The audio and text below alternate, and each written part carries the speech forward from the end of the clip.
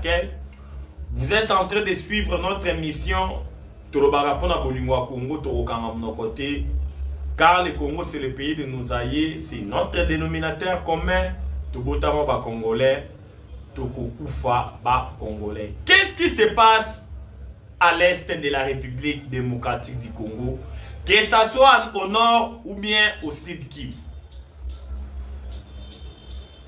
Bolanda qui communiquait Banyangala 4 à M23, le lenge kadi babanda kolela koloba ete tomoni ba renfort ya ba troupe ya FARDC et que na ba ligne de front nyonso et fani na ba ligne de front nyonso ba militaire au FARDC tindi na ba tenia sika na minduki ya dernière génération na ba drone de guerre to bengi CH4B, des drones de guerre chinois auto sembe pa ba Chine na ba ligne de front nyonso.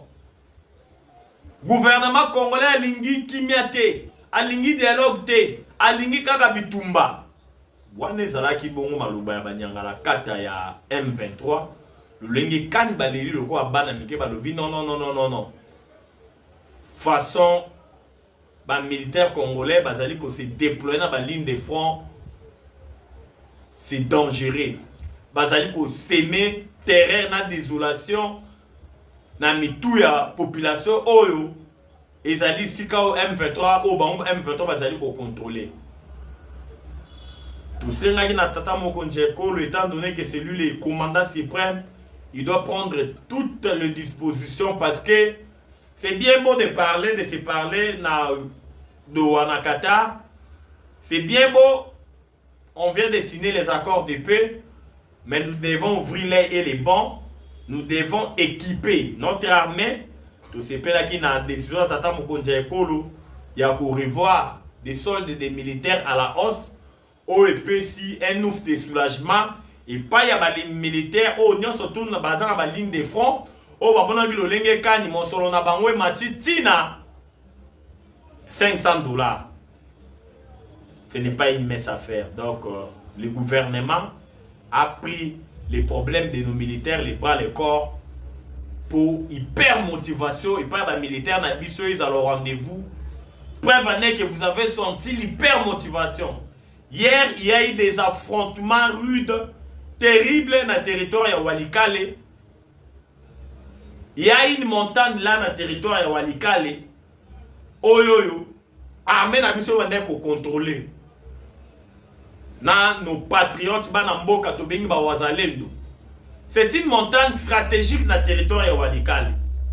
Mais le dimanche très tôt le matin, notre armée les Wazachou, ils étaient surpris na ba bombardement émanant et pas ba Nyangala 4 M23. Ba bombardement, des bombardements. Dieu merci, notre armée était vraiment aux aguets. Bazala qui vraiment la vigilance pour anticiper le lenge kali ba bombardement ne salemaki, ils étaient à l'abri. Et puis tango armée na biso ba riposta qui n'a avancé à M23 après avoir bombardé ba eba que non armée na biso celle qui déjà mbanguri ba kimaki.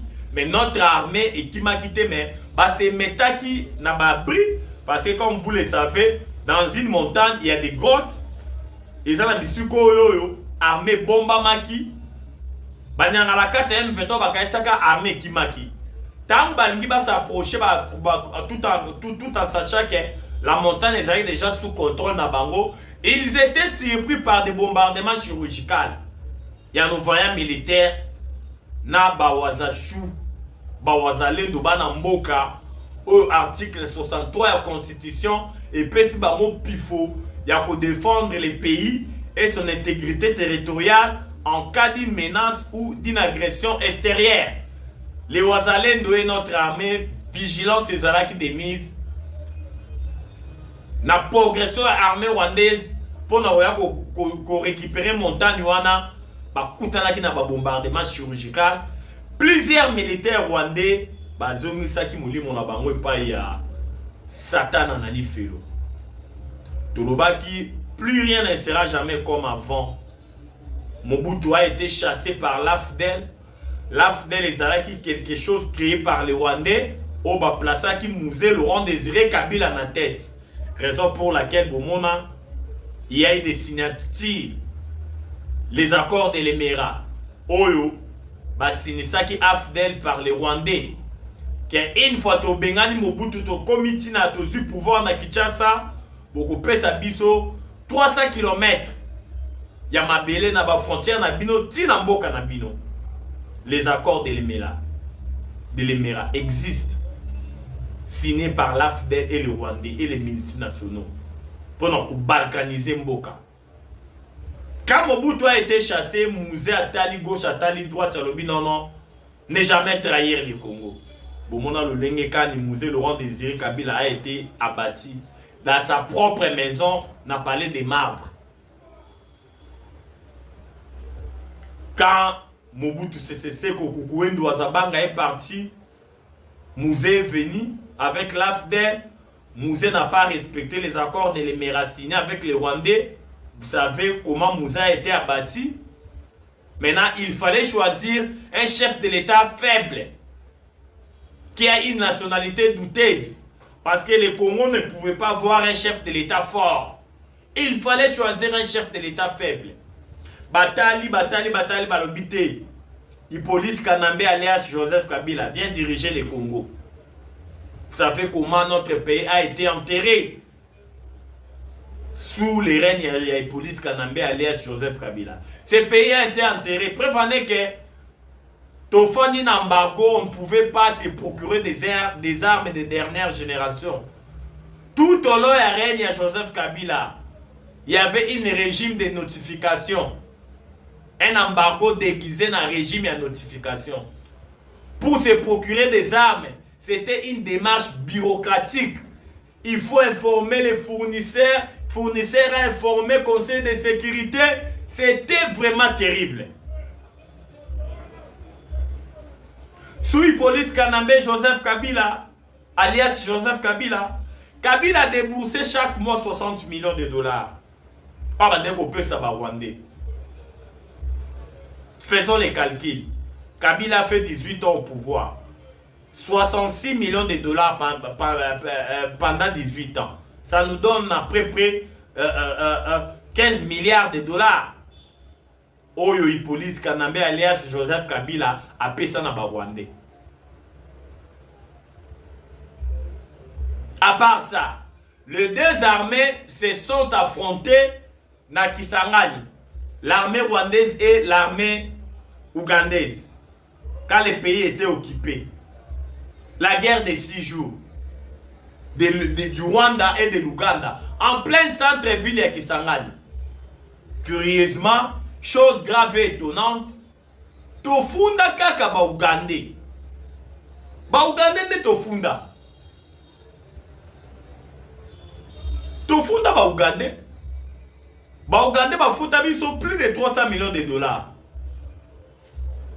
Tangu, cour international et la kisaki culpabilité na bango na affrontement na yeba bunana armée rwandaise. Monsolande sala ke ba indemniser ba victime. Ya bitumba ya guerre de 6 jours armée rwandaise na ougandaise ba bunda plein centre-ville ya Kisangani. Pendant 6 jours, plus de 2000 Congolais ont été tués par des armes lourdes lors de cet affrontement. Pourquoi seulement Tofunda armée ougandaise? Tofunda armée rwandaise? Parce que Kabila, c'est un sujet rwandais. Il était toujours des mèches avec des Rwandais. Il babandait qu'on complotait pour balkaniser mboka na biso. Lokola Nzambe azalaka congolais, Nzambe permetta ki balkanisation te. Quand bien même a dirigé ki mboka na biso pendant 18 ans. Akoka ki jamais ko balkaniser yango. Akoka jamais ko balkaniser yango. Raison pour laquelle Bomoni Lolenge Kani. Tous les complots, tous les plans, ils ont couronné toujours d'échec.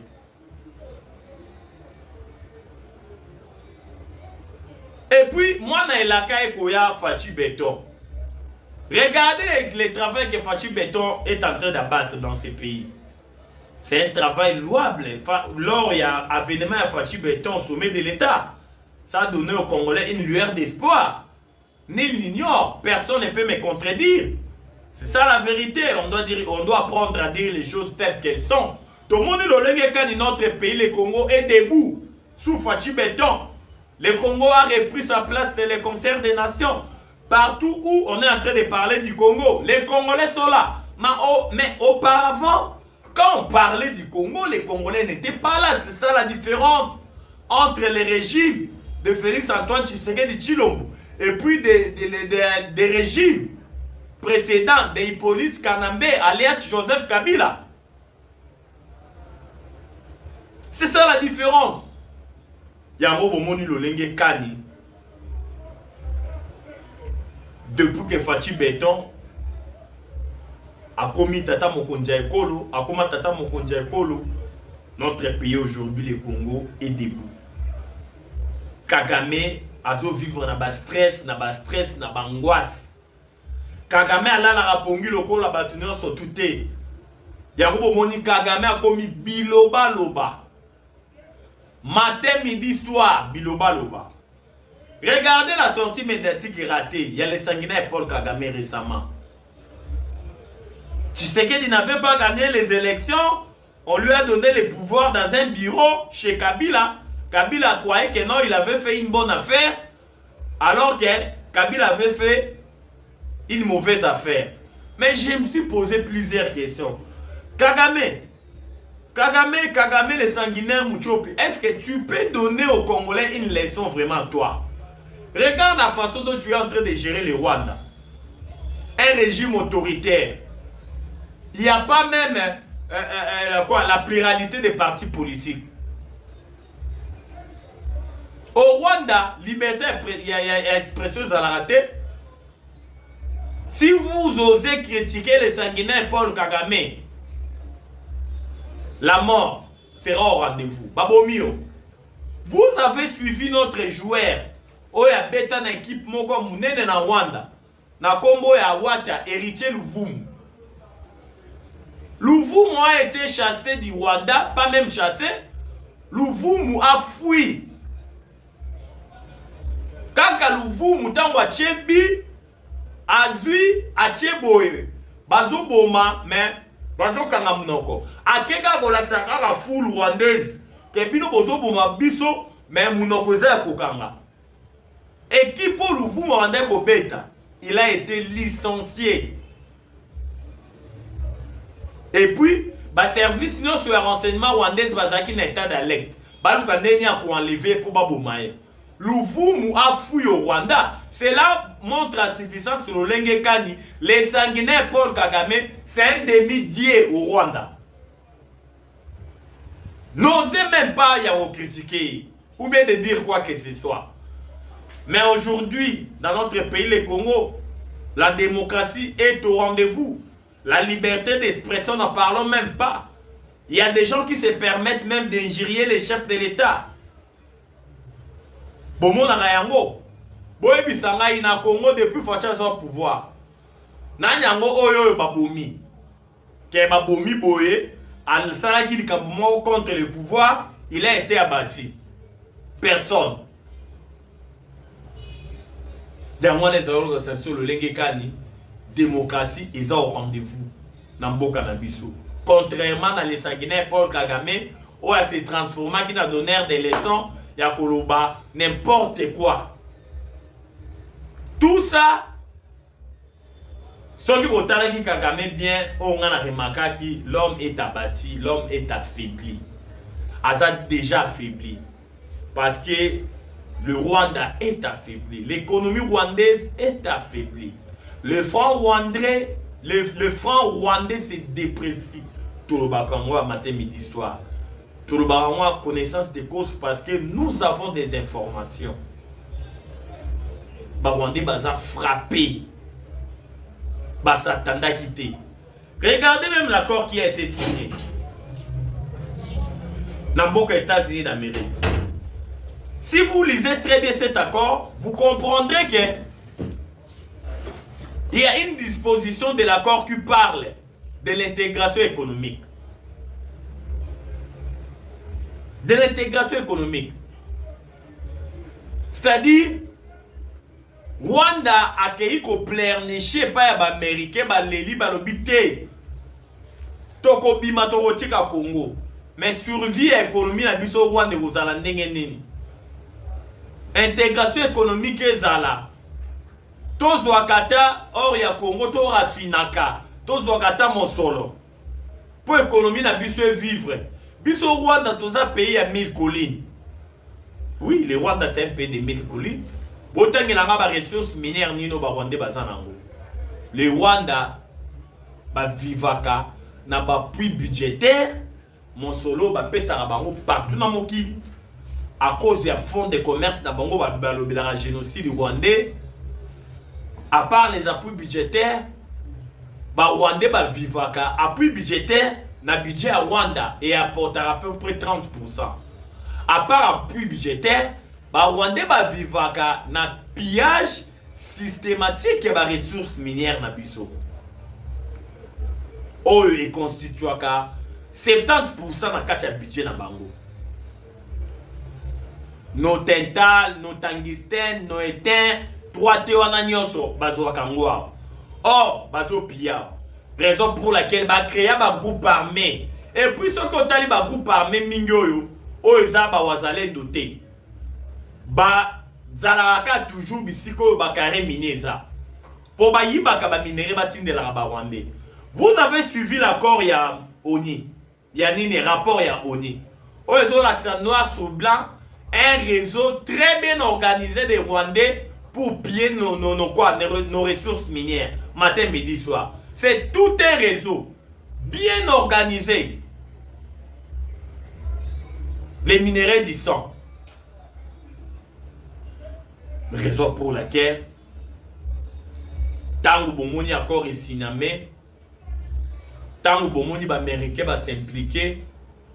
Tango qui le président américain Donald Trump Kolobaete bateau va violer l'accord, va recoudre ba conséquences graves incalculables.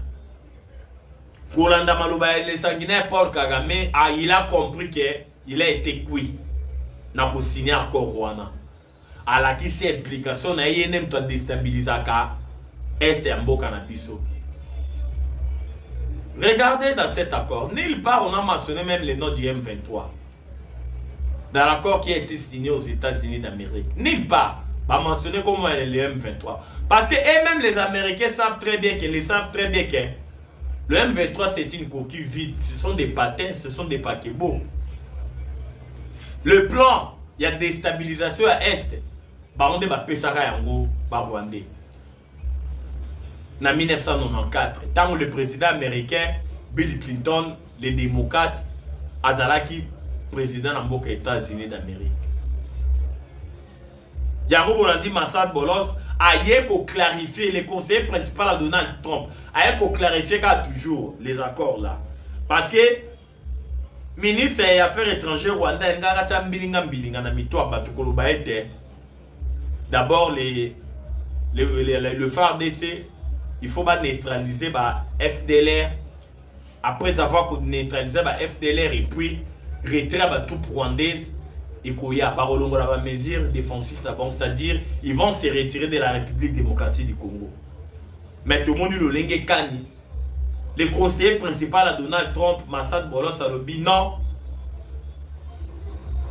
L'anéantissement de la FDLR par le FARDC, les retraits de troupes rwandaises au sol congolais, ça se fera concomitamment, ça se fera d'une manière simultanée. Et que ça, le lenge moko, mbala moko, ezate oya sali et puis oya te, bangonyo soba osala lika opération na ilongo moko. Côté FARDC saison neutralisé ba FDLR, côté oyo ba troupes rwandaises, ezali kobi Constant Mutamba a senga ki na haute cour militaire balongola ba immunité ya Hippolyte Kanambe alias Joseph Kabila na niveau ya Sénat en tant que sénateur à vie. Nyonso tout wana Kabili parce que on doit dire les choses telles qu'elles sont hein. Batuto baka travailler na Kabila, bango bazana fachi longo. C'est ça la vérité. Bango bazaka na fachi longo. Bango bazali ko travailler na fachi. Donc Kabila ka ya zate, mais Kabili nyon sona bazana fachi béton. Regardez ce qui s'est passé au niveau de l'Assemblée nationale. Il y avait eu des réquisitoires. Mon quoi ya kolongola immunité ya Nicolas Kazadi ou alobaki était tant nazaki ministre des finances. Mbongo ya projet ce ko yeto lié to la projet sika. To zalaki ba juicière, to bande kolia mosolo l'état. Oyo procureur près de la cour de cassation firmé Vondé. Asengaki balongola ba immunité ya Nicolas Kazadi. Mais to moni lolenge kani Nicolas Kazadi a été sauvé, épargné parce que mbongo etambola ki na niveau Assemblée nationale pour sauver Nicolas Kazadi. To moni lolenge kani bango nyonso ba député Assemblée nationale au mokonzi nango ezali Vital Kamerhe elwaka ningi kingi na ba député nyonso wana parce que ngana lobaka yango l'Assemblée nationale c'est une caisse de résonance ya ba Kabili. Mais tout le monde na tour ya Constant Mutamba, Constant a été livré. Constant Mutamba batie na ekulusu, babaki na ekulusu. Ba tubi maboko na ba sete na ekulusu parce que Constant Mutamba dérange. Balobi Constant Mutamba zo déranger bango. Il dérange, il fallait qu'on sacrifie. Bomona lolenge kani. L'Assemblée nationale a autorisé qui va poursuite judiciaire contre Constant Mutamba. Oh, il était dans l'obligation de démissionner parce que l'article 166 de la Constitution le bien était membre de son gouvernement ou à la nuit judiciaire, à un problème judiciaire, il faut présenter sa démission. Pour la coup, il y a une justice. Chose faite, Constant Mutamba avait bel et bien démissionné. Maintenant, le procès est aux les 9. Les 9 juillet, il y a semaine où ça sera le mercredi. Au Constant Mutamba a aucun de répondre dans la cour de cassation. Mais c'est un grand complot pour ternir l'image à Constant Mutamba. Leur seul objectif est ça. Il faut pas même Constant Mutamba na boloko. Qu'il est dans la prison centrale à Makala. Parce que d'après les informations de notre possession, Hippolyte Kanambe alias Joseph Kabila azo senga mutu ya Constant Mutamba. Abibino nyonso oyo bakabili obotikali na ville province ya Kinshasa obozo travailler na Fachi Beton na sengi bino mutu ya Constant Mutamba. Raison pour laquelle tu es interpellé tata mokonzi ekolo Fachi Beton. Fachi Beton, vous êtes les magistrats suprêmes. Vous devez ouvrir les et les bons dossiers Constant Mutamba. C'est un complot. Je dis et je le réitère, c'est un complot contre Constant Mutamba. Fachi Olobaka, la justice de mon pays, elle est malade. Tu étais à la recherche d'un oiseau rare pour administrer une thérapie pour que la justice de notre pays guérisse de sa maladie. L'oiseau rare en question, après plusieurs années de recherche, lors de votre avènement au sommet de l'État, vous avez trouvé Constant Mutamba. Constant a donné aux Congolais une lueur d'espoir parce que nous avons vu des réformes louables au sein de la justice congolaise, à la justice Nabiso. Plus question de Mabokombang entre des magistrats et des justiciables. Tout se passe maintenant par voie bancaire. Des frais judiciaires bancarisés. C'est sous Constant Mutamba, comme ministre de la Justice. L'insaisissabilité des comptes des sociétés étatiques et privées. La caution judiciaire de 5%. Des réformes louables. Il a convoqué des états généraux de la justice congolaise. Sous Constant Mutamba. Mais aujourd'hui, Constant Mutamba, crucifié par la croix. Constant crucifié par les Kabili. Oh, Bazali en a fait le professeur Kinshasa. Il y a un autre Congolais de père et de mère. Les 9, Tosengi na bino bo se mobiliser mo bondo pour accompagner Constant Mutamba. Dans la cour de cassation, on a présenté ma moyen de défense parce que nous le savons très bien que Constant Mutamba est innocent. Bongo bazolo ba Constant Mutamba détourné. Boyebi provenance dans ba Congolais de père et de mère. Vous savez que quand des armées étrangères, l'armée ougandaise et rwandaise, s'affrontaient dans la ville province à Kisangani, quand le pays était occupé. Hippolyte Kanambe alias Joseph Kabila a fondé un Ougandais, a fondé un Rwandais. Étant donné que c'est un sujet rwandais. Tokenda na procès na Ougandais, Ougandais fouta biso plus de 200 millions de dollars. C'était compte Misat. Ils avaient procédé fouta mbongwana fouta par les acomptes. Mon Sololande permettait d'indemniser les victimes, perdre les parents, na bitumba na 6 jours entre l'armée rwandaise et ougandaise, les parents perdre bana, perdre basi, baso perdre bana, perdre mibali. Une partie en bon Rwandais, balobayi ok ça va, il faut totonga prison centrale na Kisangani. Balobi Constant Mutamba détourné, tantôt 19 millions, tantôt 39 millions. Tout ça, c'est quelque chose qui a été boutiqué au Rwanda. Je dis et je le réitère. L'arrestation de Constant Mutamba, ils ont déjà en gestation. Ils ont boutiqué au niveau de Rwanda. Parce que Constant Mutamba dérange. En complicité avec quelques Congolais verrés, ennemis à Congo, matin, midi, soir. Ça fait très très mal. Mais l'is le colo l'is pas Congolais de père et de mère. Il y a Kolobeza qui est belé, mais notre chaîne Messi les news, les al Kambongonga. Pendant le lot au Soukawa, Tokoya lobby, on a hôtel Samino le Lenge quand Mboke Lalaki, Mboke la Mukaki. Tolobara pona Bolingwa Congo, Torokanga mon côté. Car le Congo, c'est notre dénominateur commun. Numéro 9, c'est plus 243 89 77 525 44. Plus 243 89 77 525 44. La patrie.